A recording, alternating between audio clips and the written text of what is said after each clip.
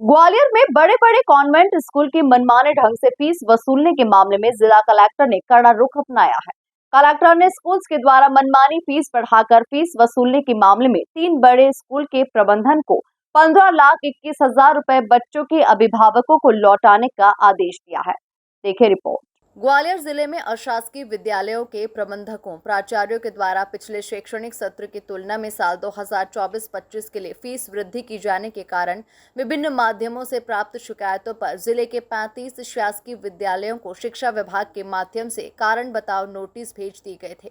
विद्यालयों के द्वारा प्रस्तुत जवाबों का परीक्षण करने के बाद जिले के 3 विद्यालयों के द्वारा 10% से अधिक फीस वृद्धि की गई है। इन तीनों विद्यालयों को संबंधित छात्रों, पालकों और अभिभावकों को उनके खाते में ऑनलाइन बैंकिंग के माध्यम से 30 दिन में राशि वापस करने का आदेश जारी किया गया है, जिसे लेकर ग्वालियर कलेक्टर रुचिक चौहान ने जानकारी देते हुए अपनी बात रखी। देखिए,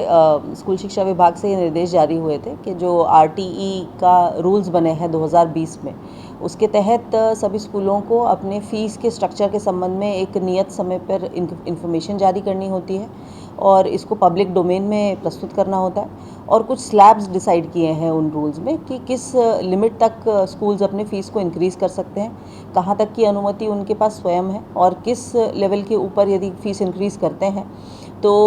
उनको एक सक्षम स्तर से उस आशय की स्वीकृति प्राप्त करनी होती है। तो ऐसे स्कूल्स जो प्रतिवर्ष 10% से अधिक अपनी स्कूल की फ़ीस इंक्रीज़ करते, चाहे वो किसी भी क्लास में हो, तो इसके संबंध में उनको एक जिला स्तरीय समिति को अपनी सूचना देनी होती है। उस सूचना के आधार पर बेसिकली जो यहाँ से एक टीम है वो ये एग्जामिन करती है कि स्कूल में इंफ्रास्ट्रक्चरली किन कारणों की वजह से आपने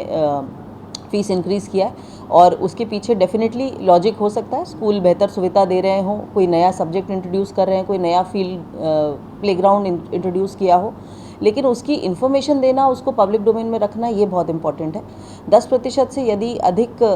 इंक्रीज़ करते हैं और अगर इसकी सूचना नहीं देते हैं तो आरटी में ऐसा प्रावधान है कि उनको सुनवाई का अवसर देते हुए उनको एक बार सुना जाता है और सुनने के बाद में उसमें निर्णय लिया जाता है कि उन्होंने, क्योंकि ये जानकारी शेयर नहीं करी है, तो जो उनकी कार्रवाई उन्होंने फ़ीस बढ़ाने की